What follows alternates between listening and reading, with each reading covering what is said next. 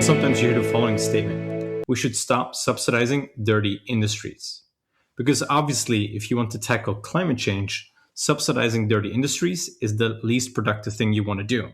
But whenever I heard something like this, I often found myself thinking, is this true that we are subsidizing? And if so, how big is the magnitude? So today we are going to discuss those questions because I think it's vital that you know about them, especially as the implicit subsidies for dirty industries might be much bigger than you suspected. And to do so, I'm delighted to have Professor Joe Shapiro join me again, as he wrote an amazing article that analyzed this topic. And this article was published in the Quarterly Journal of Economics in 2021, and it's called The Environmental Bias of Trade Policy. And Joe is an associate professor of economics at UC Berkeley and a research associate at the National Bureau of Economic Research and the Energy Institute at Haas. He studies climate change, air pollution, clean energy, and especially water pollution with links to trade, public finance, and health. He holds a PhD in economics from MIT. And he's also the first repeat guest on my podcast. So, Joe, welcome back. Thanks. I'm honored to be here again. So I had a wonderful time the first one. And now we're talking about, the environmental bias. So could you kind of explain what your paper is about? Yeah, this paper asks, how does trade policy affect greenhouse gas emissions? Usually when people ask that question, they want to know, does having a high level of tariffs affect carbon? And I tackled it coming from a different angle, which is that most countries have different levels of tariffs across industries.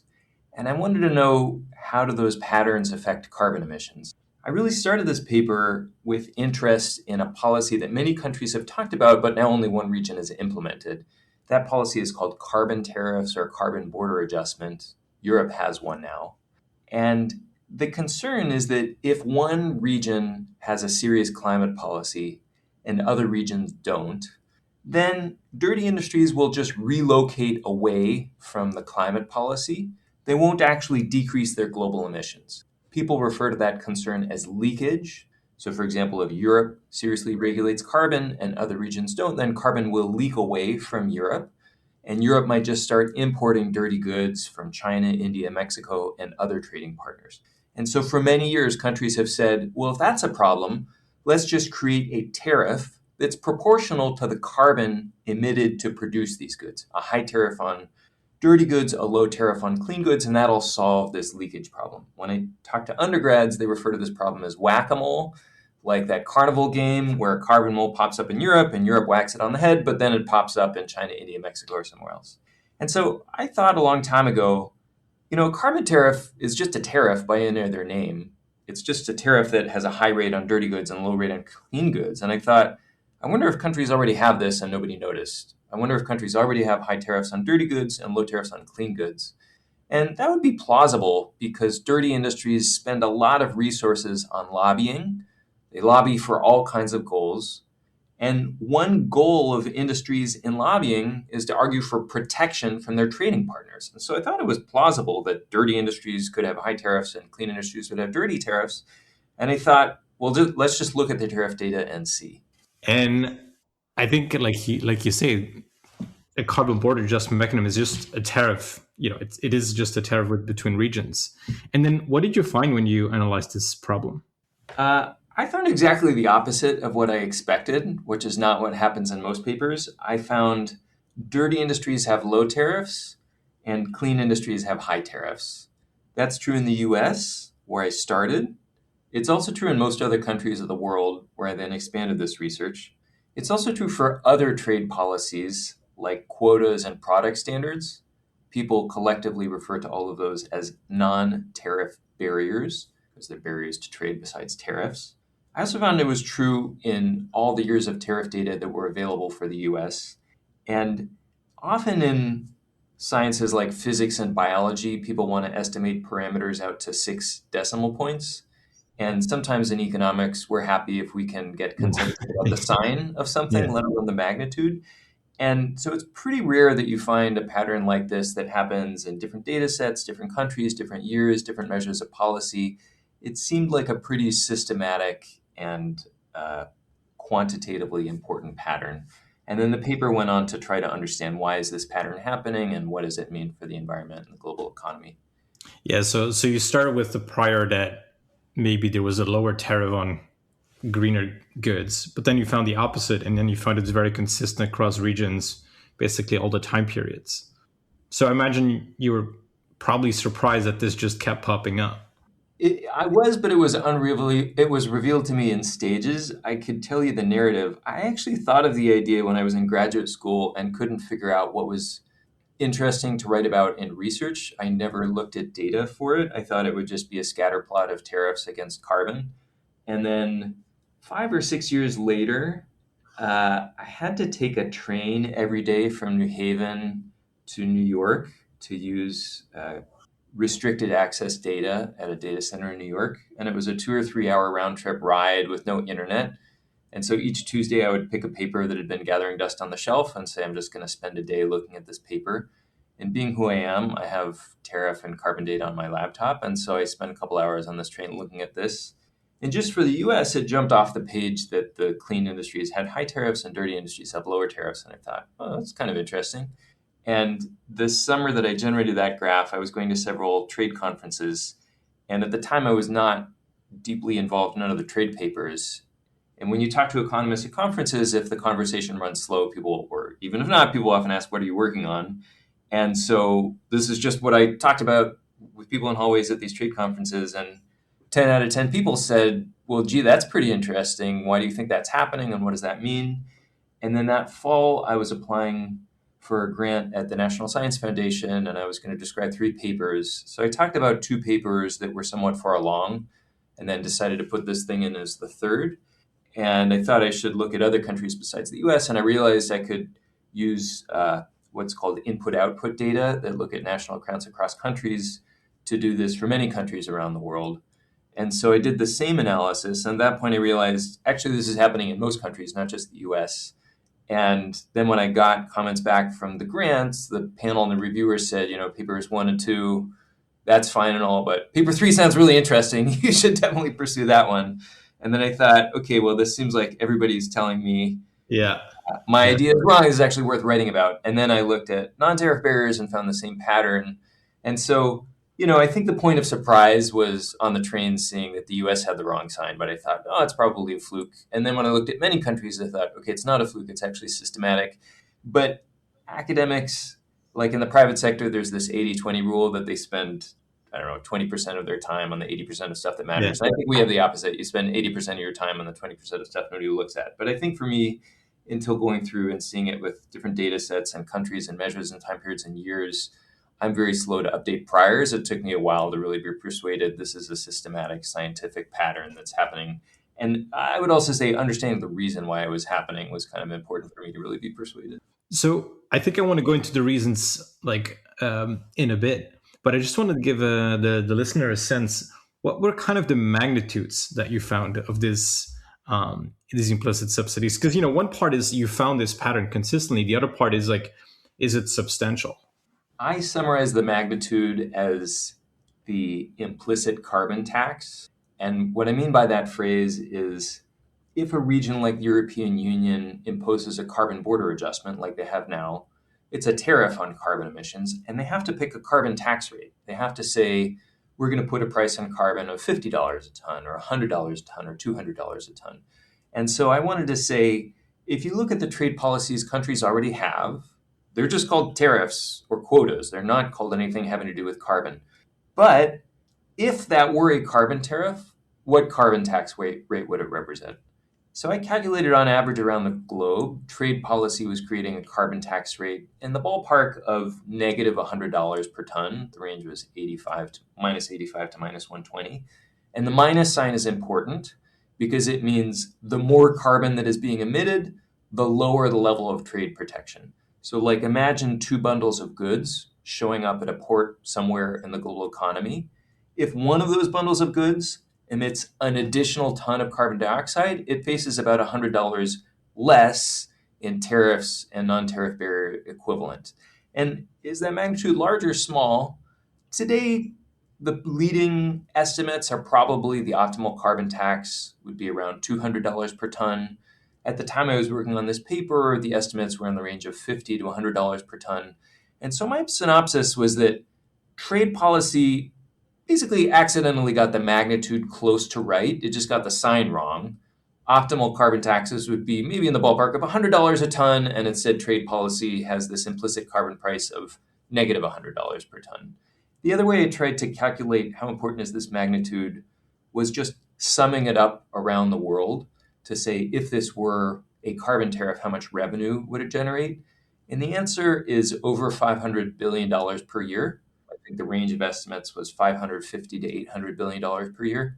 I sometimes have macroeconomists in my seminar audiences who say billions, schmillions, call me when you get to trillions. We work in big numbers in macro.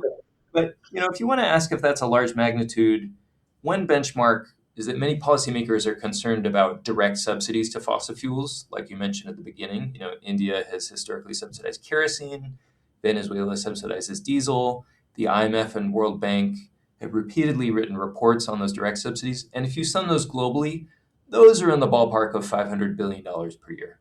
And people definitely think those are important. So I took this magnitude to say the subsidy to carbon emissions, it's implicit in trade policy, it's a similar order of magnitude as the direct fossil fuel subsidies people are wringing their hands about.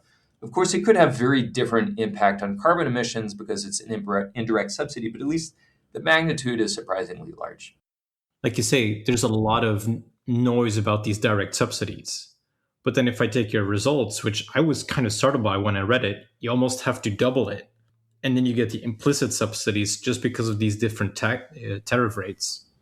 I always add a grain of salt in that comparison because even though the dollar magnitudes are similar, they're very different kinds of subsidy. Giving somebody $1 to burn a gallon of kerosene is probably going to add a lot more kerosene than giving an extra dollar to somebody who's importing a bundle of goods that has lower carbon content. And partly for that reason, the end part of the paper uses a mathematical model of trade and energy and carbon emissions to try to calculate what does this all add up to in environmental terms. Cool. But basically they got the magnitude right, but the sign wrong. So what's the reason behind these implicit subsidies? First, I'm going to rule out a reason. I do not think trade policymakers sat around a table and said, let's burn up the planet. How can we best do it through trade policy? Partly because there's no rational reason to do that. And also partly because I talked to lots of trade policymakers around the world in the process of writing this paper, and I found zero who were aware this was happening. In fact, several reached out to me and just said, hey, this is news to us. Can we talk to you about it? And I ended up working as a consultant to Europe's Directorate General of Trade and talking to European parliamentarians and the US trade policymakers. So it was definitely not on people's radar. So why is this happening? Well, I realized in the process of writing this paper, trade policy is a somewhat distinct field from trade. Trade policy is much more focused on game theoretic analyses of a couple regions, patterns of influence across industries. Strategy is a much more central role. And trade policy researchers for decades have been trying to understand why do different industries have different levels of trade protection. I ended up taking a list of those explanations. I got it from a handbook chapter Danny Roderick had written and said, look, this is the state of knowledge from trade policy about why some industries have high protection and others have low protection. Let's look at all of these and see which of these explains why dirty industries have low trade protection and clean industries have high trade protection. There were about 15 explanations, and I looked in the US and then also around the globe. And I will say that going into it, I assumed probably 10 of these 15 are going to be relevant and we can be pretty mushy. That was totally wrong. One of these explanations ended up jumping off the page. And as sometimes happens in research, after going through it, I said, oh, actually, this makes a lot of sense. And many people who I explained it to thought so also. So, of course, it's easy to make ex post rationalization. But the one force that really accounted for this, I explain it with a word economists made up about 10 years ago, and the word is upstreamness. So what does that word mean? It means that some industries are mostly selling those products to other firms, and other industries are mostly selling the products to final consumers. For example, hot rolled coils of steel, you're not going to buy those at a grocery store or a drugstore. Those are only being sold to other companies. It's a very upstream industry because it's not sold to final consumers. Car manufacturers might buy it and reshape it into a car, and then later consumers buy the car. By contrast, bubble gum is a very downstream industry. People are selling bubble gum to final consumers who buy it at the grocery store. And so it turns out it's been true for well over a half century that these upstream commodities have very low levels of tariffs, and the downstream processed goods have very high levels of tariffs. That pattern is called tariff escalation. And in the mid to late 20th century, it was really central in policy and academic discussions of trade policy. In fact, there's an article in the top economics journal, the Journal of Political Economy, by Corden, who is a prominent trade researcher in the 20th century. And he said, tariff escalation is so well known that detailed substantiation is hardly needed. So that was the state of knowledge in the 1960s. Everybody knew upstream goods had low tariffs, downstream goods had high tariffs. It was to some extent lost and forgotten in the ensuing half century. Like in the process of doing this research, I talked to many trade and trade policy researchers, and tariff escalation is not prominent on people's radars. Some people had heard of it, some didn't know of it, some thought it was irrelevant. But it turns out to be one of the most powerful empirical forces that determines tariffs and non-tariff barriers across countries. Upstream goods have low protection, downstream goods have high protection. And so my research pointed out how powerful and important that is, and then also pointed out the upstream goods are systematically dirty and the downstream goods are systematically clean. So really the light going off was when I looked at a paper that measured upstreamness for the US economy, and it listed the most upstream industries. And the most upstream industries in the US economy are steel, cement, refined petroleum, chemicals, aluminum. They're all the same industries you see in environmental papers. And I said, look, if those are the most upstream industries, and we've known for a half century those have low trade protection, and it's obvious those are the dirtiest industries, this has to be a smoking gun. And very quickly, I fired up that correlation, and that almost or completely explains the reason why dirty industries have low trade protection. It's because they're upstream. And once you account for an industry's upstreamness, in other words, how far it is in economic distance from consumers, or the extent to which it's selling to firms rather than to final households, once you account for that, the relationship between carbon intensity and trade policy almost vanishes. And in fact, the very first graph on my paper that ended up in the introduction is basically an X that says as you go from upstream to downstream industries, tariffs get higher and carbon intensity gets lower. And then I made that X for the global economy, and I decided to stick my neck out and make it separately for each country in the data. And astonishingly, just about every single country with data has a similar shaped X, which says upstream industries have low trade protection, downstream industries have high trade protection, but the opposite happens for carbon emissions. Upstream industries are dirty, downstream industries are clean. At the time I wrote this paper, my kid was in kindergarten, and so some of the X's I thought were like the quality of his drawing at the time. Some are neater, some are dirtier, but they're pretty systematic across the globe. I think, yeah, and I would actually recommend people go check that out because it's like you say, it's just so compelling. So you've talked a bit about what the upstream and downstream are and like the effects. Like what then drives that result? Because in the paper you talk about exactly also what is driving then, why these downstream firms have so much better protection. Yeah, that's a great question. And I felt like writing this paper was like unwrapping layers of an onion. Like first, do we have a carbon tariff? Well, we have a negative carbon tariff. Why do we have a negative carbon tariff? Upstreamness. Why do we have upstreamness? The paper talks a little bit about the explanation, but I felt like this is a really great question for trade policy to try to sort out. I'm not going to completely answer it in this paper. So I described what I thought was a sufficient explanation, but doesn't have to be necessary. There could be other stories. Got it, yeah. But an explanation I thought was very persuasive, and other papers have proposed it. I just advanced it a little bit more here, is upstream versus downstream lobbying. It's the idea that industries want cheap inputs, so they lobby legislators to have low tariffs on the goods that they purchase as inputs to their production. So many industries in advanced economies use steel as an input, either directly or further up in their supply chains. And so many industries lobby the US government to have low levels of trade protection on steel. It's car manufacturers that use steel directly, water bottle manufacturers that might use steel indirectly, oil extraction that's buying steel pipes from a manufacturer that's using steel. And so when you think about who's arguing for low trade protection on steel, it's a huge share of industries because it's the supply chain of so many different goods. And now let's think about who is arguing for low trade protection on bubblegum, which is a downstream good. Well, basically, that's 375 million consumers who are quite dispersed. And it's Yeah. pretty easy to organize three or five big auto manufacturers or pipe manufacturers. Concentrated industries have a small number of firms that are easy to coordinate.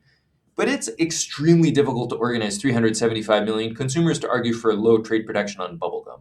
And so you end up having all these industries screaming for low trade protection on the upstream goods. And the only people to argue for low protection on the downstream goods are final consumers like us, and we're much harder to organize. And so, why is it that tariff escalation happens in many countries, in many years, in many ways of measuring trade policy? That's one sufficient explanation. It's not the only possible explanation. And since I've written this paper, others have tried to sort out, could there be other possible explanations for tariff escalation? And I'll say, even though that's the phrase that trade policy has used for a long time, it's not only in tariffs, it's also in quotas and product standards and non-tariff barriers too. I mean, because it's the same dynamics exactly. Again, that those 5 car manufacturers are going to come together, influence the quotas or whatever, versus the final producers just being so dispersed. So the explanation fits very well exactly with the quotas, with everything, and it's also why you would see a pattern everywhere because they're just more organized. One thing I do want to ask then is, you kind of mentioned that in the 1960s, this kind of empirical fact is more well known that. Yeah, I'll just clarify that. In the 1960s, they didn't use the concept of upstreamness. They just had raw commodities, semi-processed, and fully processed. And there are UN reports using that partition. But you also mentioned that in 2021, like Europe, the DG, the Director General reached out. People were surprised. Many of the economists you showed to were too surprised. Has, part of this, like you say, it doesn't seem like politicians sat around a table looking to encourage fossil fuel. Have you noticed increased awareness over time that people have tried to account for some of that? I sense now that this pattern is known. I have a limited orbit, but when I talk to people in trade policy climate orbit, I think there's awareness of this pattern. The model I had in writing the paper is that when a country is choosing its trade policy, there are many interest groups down in the hall trying to argue what it should be. There's the industry itself that might want trade protection. There's the downstream industries that might want less trade protection. There's consumer groups. There's all these different groups, but environmental interest groups are not in that hallway. They're not usually in the conversation unless we're talking about solar, wind, or clean tech goods, and that's not really what this paper is about. And so one idea I had is, look, when this conversation is happening and countries are deciding, should we put tariffs on steel or bubblegum or fossil fuels, there are reasons for environmental groups to be in that conversation. I'm not firsthand in those conversations, and my sense is a lot of the discussion about trading the environment is about carbon border adjustments and leakage. I do know that some regions have considered the kind of issues this paper talks about in the last few years as one potential reason to reform trade policy, like the European Commission after COVID was thinking that they should have a major trade policy reform after COVID.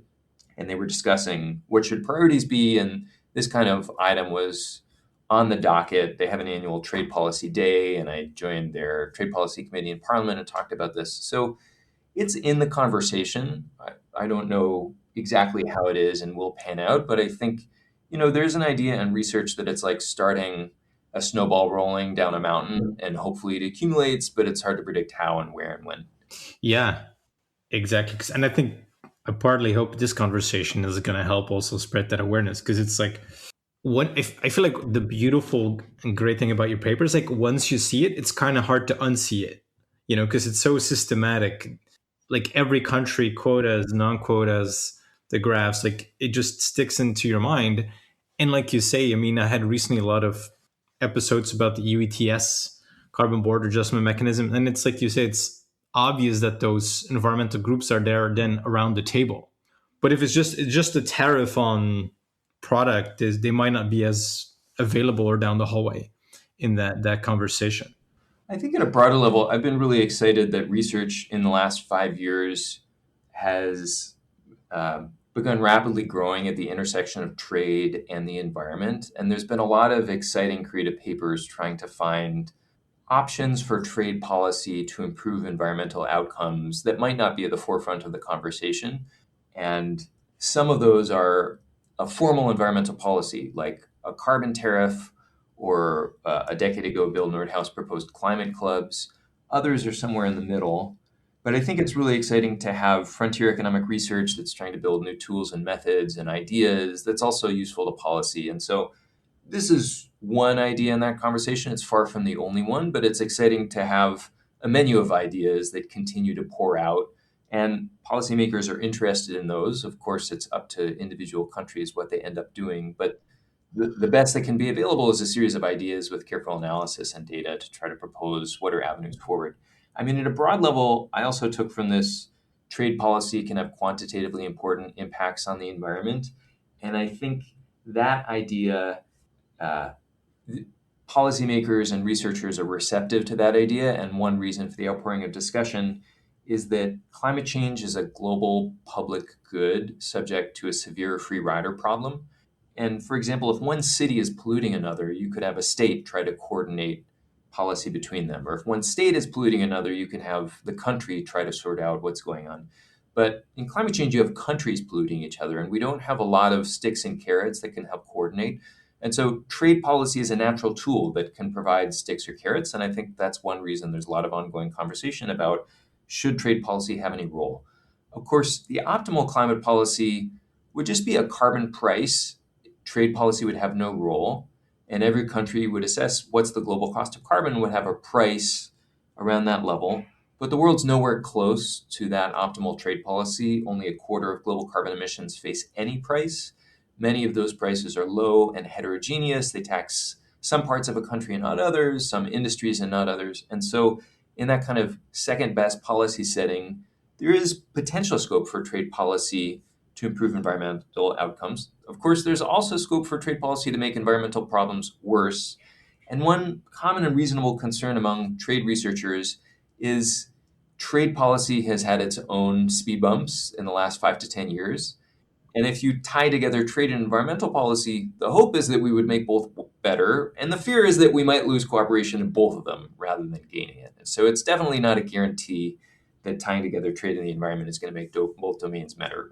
It requires some proceeding carefully. Exactly. So, which I think I want to then go to like the final point that I wanted to raise is you actually did some simulations yourself to get kind of a, like you say, giving some tools for policy reform, which is in the paper you run several simulations. Could you just talk about those? Yeah, I set up a mathematical model of production, consumption, and trade in goods for most countries around the planet. And then I say, what if we took trade policy and made it about the same level between clean and dirty goods? So we're not increasing tariffs or decreasing them on average. We're just harmonizing trade policy between clean and dirty goods. And I found that if most countries implement that reform, there's a very slight increase in global GDP, but there is a meaningful decrease in global greenhouse gas emissions on the order of magnitude of the estimated impact of Europe's cap and trade market, the emissions trading system, in the mid-2010s. And the reason why this reform can decrease carbon emissions is that right now trade policy is sending the wrong price signal. It is encouraging production, consumption, and trade in dirty goods. And once you take away that policy, there is no longer an incentive to specialize in fossil fuel intensive production. Policy is no longer putting its finger on the scale and tipping the global economy towards international sourcing of carbon intensive goods. One thing I also wanted to ask you is, so you wrote that paper, you kind of brought this to light, uncovering the several layers of your, of the paper and the research idea. Have you continued in this field? Are you like working onto something related to this? Or what's your status with this topic? The paper I did most immediately after this looks quite different. It was about institutions and the environment, and I published it a year or two ago. If you look at the two papers, they have the same general principle, which is that a commodity tax that differs across industries can encourage the global economy to shift towards one industry or another. That was the immediate outgrowth. I'm doing a few other papers on how trade policy affects carbon emissions. A couple of them are with several collaborators, Eki Garcia-Limbergman, Natalia Raimondo, and Andres Rodriguez-Clare. One is focused on trade and value chains and trying to understand if you tax carbon from extracting fossil fuels versus producing goods that use fossil fuels versus exporting and importing them, how different is the efficiency and incidence of those taxes. And another is focused on international finance and how investing in carbon intensive production or clean intensive production in other countries can help transfer clean technology around the world, and whether the 100 billion a year in transfers that the Paris Agreement on Climate Change envisions could be achieved through foreign investment and multinational in clean industry. That's really cool. And exactly, because like you said, I think this is like a growing area with also the trade, and I'm just seeing more and more papers that I think are coming out. So I can't, I'm really looking forward to those papers as well. So, maybe we'll have to do a part 3 at some point. Me too. I would like to say, like, wrapping up this, is there anything you feel like you still wanted to add about our discussion of this paper? Something that I've missed or you still want to share? I'll just add one other thing. The paper has a map of to what extent is each country in the world imposing higher trade protection on cleaner goods. So what is the implicit subsidy to carbon emissions in trade policy for each country? And it has these somewhat shocking patterns that the countries where trade policy is doing the most to accelerate climate change are countries like France, Germany, and Norway. And the countries where trade policy is doing the least to accelerate climate change, insofar as you compare across industries, are countries like Saudi Arabia and Egypt and Iran. And of course, that seems quite strange. At the time I was presenting this paper, it was during the pandemic and on Zoom. So when I explained this fact, I was mostly seeing little black boxes and I couldn't really tell if people could perceive the irony. But it's not like Norway is a super polluter and Saudi Arabia is super green. Stereotypically, it's the opposite. And it Yeah. reaffirms the idea that countries are not intentionally doing this. They just develop trade policy for political economy reasons. And then, unfortunately for the planet, it has this very strong correlation with carbon emissions. But to the atmosphere, it does not matter if carbon is emitted from Ohio or Shanghai, or whether it's emitted because of trade policy or diesel subsidies or anything else. Carbon is carbon. It has the same impact on the atmosphere. Well, first of all, I recommend people check it out. And then, like you say, because that's actually a really strong point, is people with the strongest climate like Norway or France can then sometimes have, who really focused on the EU ETS and all these other things, then unconsciously or like not aware of this bias. So I hope this conversation will contribute to increased awareness, because that I think can still happen each day. And so also people listening, if you see it, I think it's a really good thing to be aware of. So Joe, thanks so much. Thanks, Arvid. Great to talk to you. Fun to discuss these topics.